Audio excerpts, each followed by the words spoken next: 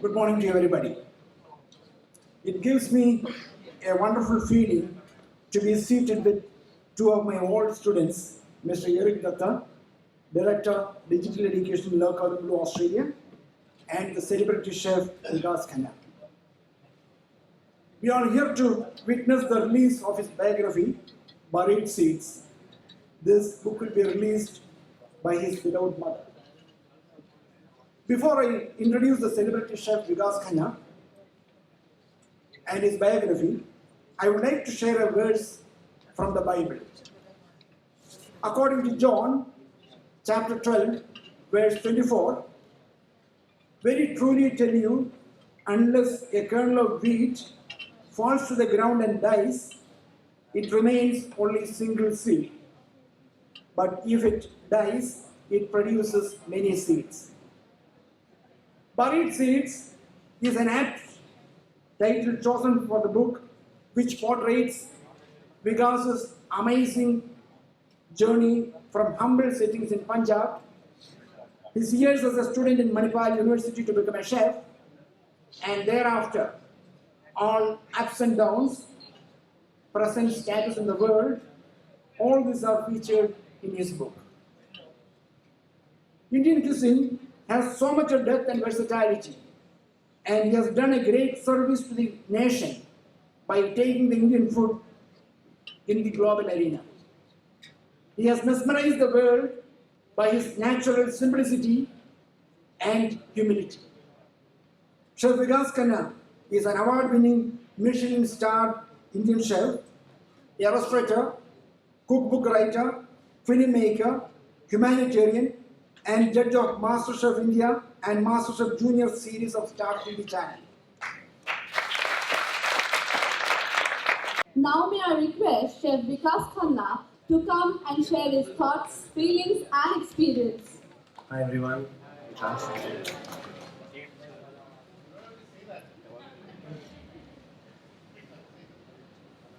I'm always in doubt. English? I'm Maro, I'm bardasht karo mere English. It's a great honor to be here. In 1991, Professor Tarakan was my first professor after my grandmother. And this is the first time, somebody is going to fight with me, scold me, insult me in front of everyone, abuse me, and constantly push me. So sometimes I used to come back to my hostel and I used to start crying, and that time my roommate was Pallab Barua. And I said, why he picks on me for every small thing? And he says that, I think he trusts you. And it looks like that, it's like the parent who's pushing the child, not for them to fail, for them to succeed. And it was very interesting that every time I'll achieve a small victory in my life, I'll message professor and say that, sir, I did this. I hope I'll make you proud. I hope I'll make you proud. Because I felt that there was more trust which he had for me than the trust I had for myself. मेरे को तो अपने आप पे कोई trust नहीं था. I had no trust in myself. I was selling simple bhature chole with my mama in Amritsar. And I was happy doing that. I was happy 20 rupees and not making any money because it's very difficult to please Punjabi women. Because if you serve something and they're happy, then I'll say don't pay for it. And if they're not happy, I say don't pay for it. So my father used to say you should change the name from this as a business to this is a charity. But I was happy doing that too. And then, some people say that, some people tell me you must be so ambitious to go to New York and to do experiment with your life, like the greatest city this civilization will ever witness. And I keep telling people that they find it hard to believe that I had no ambition, I had nothing, I just went to hide.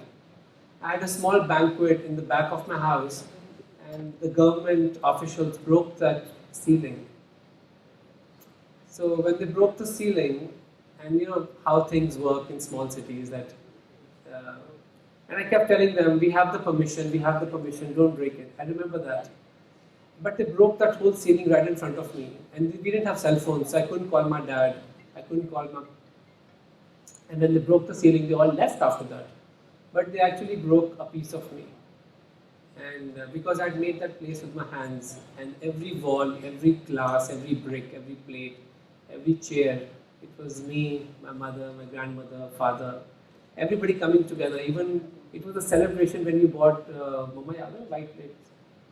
We bought 108 white plates, plastic plates. And I did not know these plates don't get stained. This is the first time I'm seeing plastic plates. So it was New Year's Day in 1990, and so I'm sitting there, and every time somebody will eat it, I'll grab the plate from my hand and I'll start washing it because I don't want the plate to get stained. So all night I was washing plates to save a plate, but it was more importantly that I can't get a plate stained. Later in the morning, somebody came and told me these plates don't get stained. So wake up, like you should have slept. But I was happy doing that. I still feel that becomes your foundation. Even when you look at people will intimidate you all their life with big names, big universities, they'll dress up so well. This is Ivy League and this is this.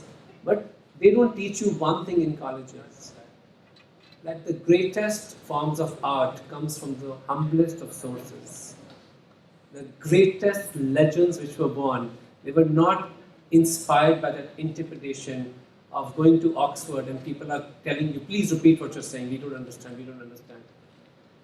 It does not come from there. It does not come from your college. It does not come from your teachers. It does not come from your parents. Because a parent can actually give birth to 2 kids and not both of them would turn out to be legends. A professor teaches 60 students, same way almost. You don't see them writing history or becoming artists. This comes from the humblest of source in your heart. And that source could be horrible, ugly, dark, tragic. It could be somebody who's made you feel so small. When somebody told me that literature is not for you people. And I'm like, what do you mean by you people? He's saying, you'll always be less than me. And he showed me the skin. And it's really, that was the first time in 2004, I felt I woke up. I felt I was in coma. I felt I was okay just being in the kitchen. But the person said he'd made only one mistake. I called the person in the book Mr. X. That guy only made one mistake. He said, you people. He added the word people. That was a mistake. That was my breakup point. He should have said, oh, look at you, because I used to hear this all the time. I look at you, you don't know how to dress, you don't know how to speak, you just do Indian food, you made low market, down market, you do cheap stuff, Indian cooking is cheap and everything. I was okay. I had heard so many things about myself.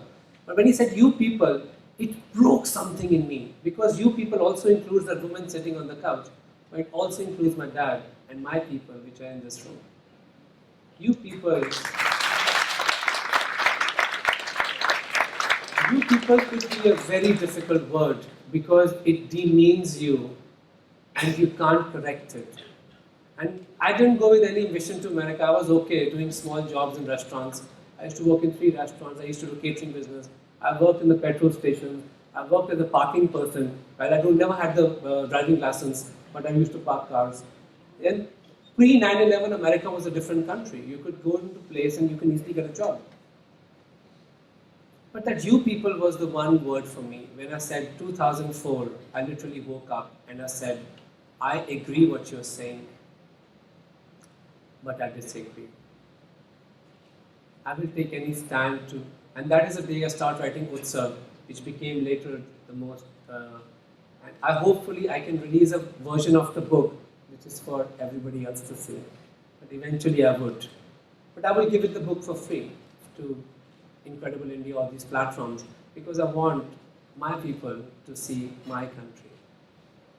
You'll be surprised that sometimes people who actually bully you and make you feel small are the most important in the equation, most significant in the equation. They are the ones who actually wake you up and you re-evaluate your entire life. You wake up and you say next morning, no, I had a dream to get a Michelin star, and Professor Tarakan was somebody who told me about the Michelin star for the first time. Yes, 2011. After 20 years you graduated, but you constantly move towards that. Tomorrow you people will land in the industry. You will not be chefs, you will be ambassadors of the country. People will make you feel small, insignificant. They will throw you out many times because you don't look like what a Michelin star chef should look like. But that is the greatest story. Because you will rewrite how the next generation is going to think about it. How we still feel less when Oscars are announced or during Olympic fields, we feel that we are not competing in the world arena. But the times would change from an individual source. And that is all going to happen as you step out of the colleges. Being just the money people creating restaurant after restaurant, hotel after hotel is fantastic. You create employment, you create inspiration, you give livelihood to people. But remember one thing, most of the museums are not made on paychecks. There's no museum in the world which only shows the paychecks and see, this guy was richer, no, that was richer. Museums are preserving art. So before you become businessmen, if you were artists at heart, you will be able to create a very strong. People will say it's not possible, you don't have business sense, I still don't know anything about numbers, and you know what? I don't give a damn anymore. Because everything what you create would be a great form of art from today on. Everything you would see or represent would be bigger than anybody who is intimidated you. So everyone is a varied seed, I feel. It's the resilience of that seed which will go against the gravity into a plant, into a tree, into someone which gives shade, and someone which becomes bright for us. Even the seasons will be based on that tree. So you've got to remember that. It's inside all of you. I'm very thankful that I got people to work with me for so many years. And it's very rare when you live in America and you get a chance to go back to your country. And that is what happened with MasterChef. I had no intentions of coming back to India. I was okay, the white picket fence dream, literally. But I was not happy again. So it's very good to be unhappy like me. I'm still very unhappy. I want to master the art of fiction. I'm still very happy. I want to do the mastering the art of visuals and telling a story of India through movies. I'm very happy. Then I'm happy. But then once that is done, I should be unhappy again. Because if you wear your crown 24 hours, you will not be able to create more art. You leave your crown outside your homes, outside your kitchens, outside your schools, colleges, because you've got to reinvent the mandala. And I'm glad Mr. Shobhitaria published this book. And Karan Bilani is not here, who took more than 3 years to write this book. I'm very thankful to him. So this is to all of you. Thank you.